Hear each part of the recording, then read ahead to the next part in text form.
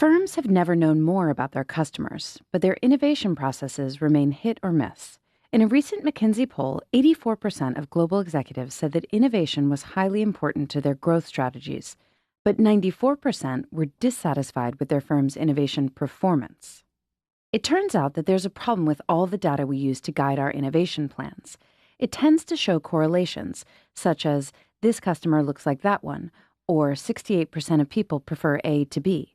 But this doesn't capture the specific reasons a customer makes a purchase. Companies need to better understand what Harvard's Clay Christensen calls the job to be done. When we buy a product, we hire it to help us accomplish something, whether that's packing lunch, finding a new career, or just passing the time. If it does a good job, we'll probably hire it again. But if not, we'll fire it and try something else. By focusing on jobs that customers are struggling to do, companies can design products to fill them.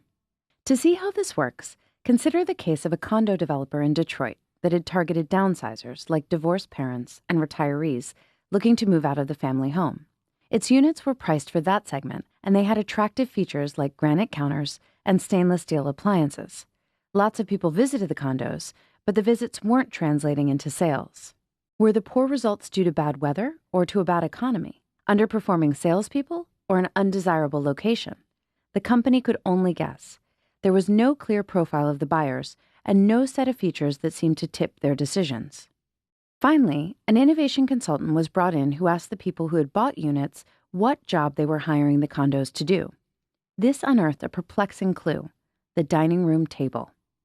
The dining room table was a family gathering place, and people were paralyzed by the thought of giving it up. While customers didn't need a formal dining room, they did need a place for their table.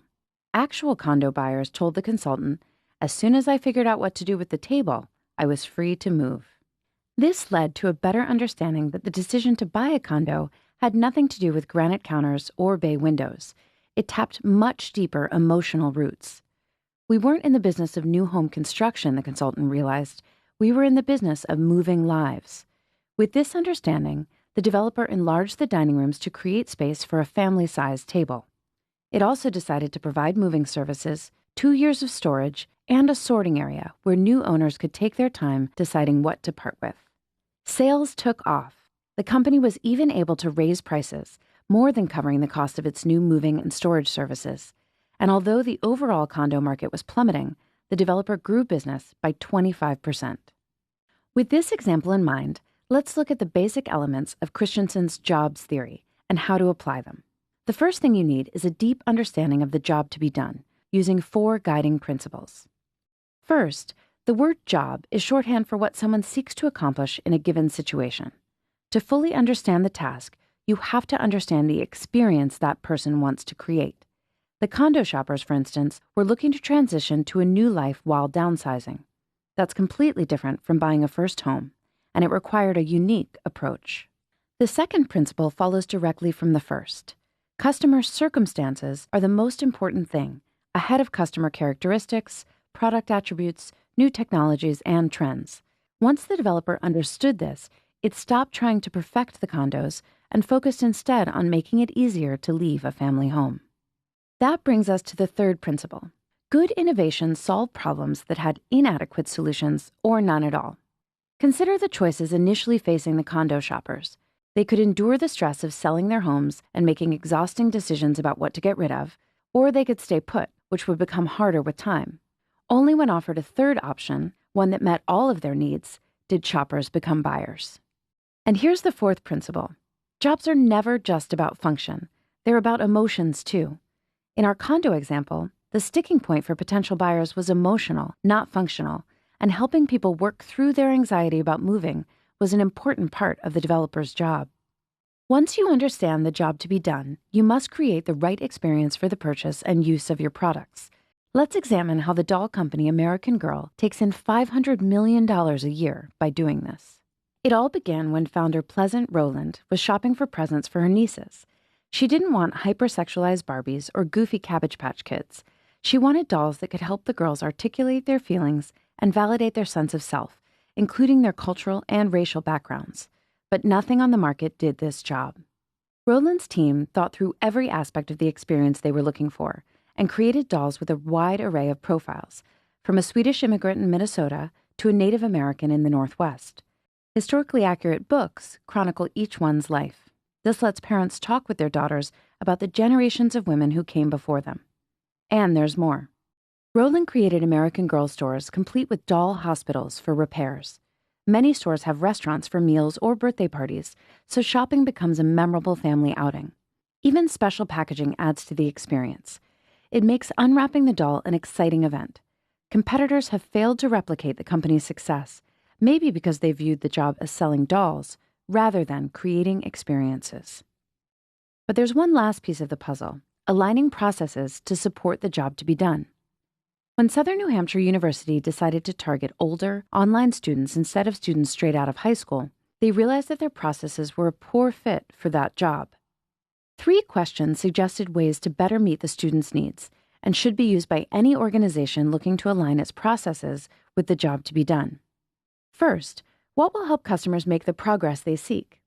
SNHU observed that older students need information about financial aid really quickly, so the university committed to making a personal phone call within 8.5 minutes of receiving a query.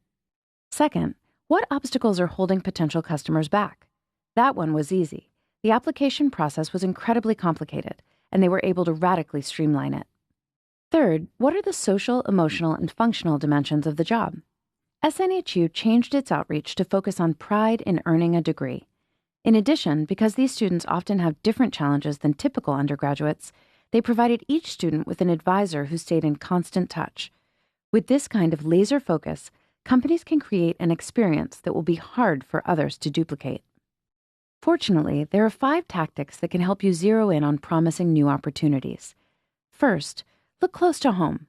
Many great innovations were inspired by personal experience. Recall how Pleasant Rowland came up with American Girl by searching for gifts that would provide meaningful connections for her nieces. Second, look for people who aren't hiring any products. This is often where the richest opportunities lie. That's what SNHU discovered when it eased the way for people who might have opted out of higher education altogether. Third, take note of people resorting to workarounds. They probably don't like the available solutions and would welcome new ones. For example, when Intuit noticed that small business owners were using Quicken, its tax prep software for individuals, it realized that small firms could be a major new market. Fourth, remember that we all have negative jobs, tasks we'd love to get out of. QuickMedX, the forerunner of CVS Minute Clinics, got its start after Rick Krieger spent hours in an ER waiting for a simple strep throat test for his son. That's the sort of thing the new clinics can handle promptly. Finally, innovations can be sparked by new uses for established products. For example, P&G learned that some consumers were taking its cold medicine NyQuil as a cure for insomnia, whether they were sick or not. So it created ZzzQuil, which provides a good night's sleep without the ingredients healthy people don't need.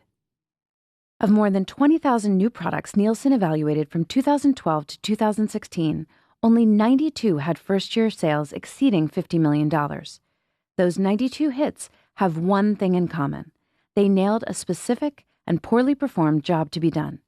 That's how you can make innovation far more predictable and profitable, and your competitors will be hard-pressed to copy your success.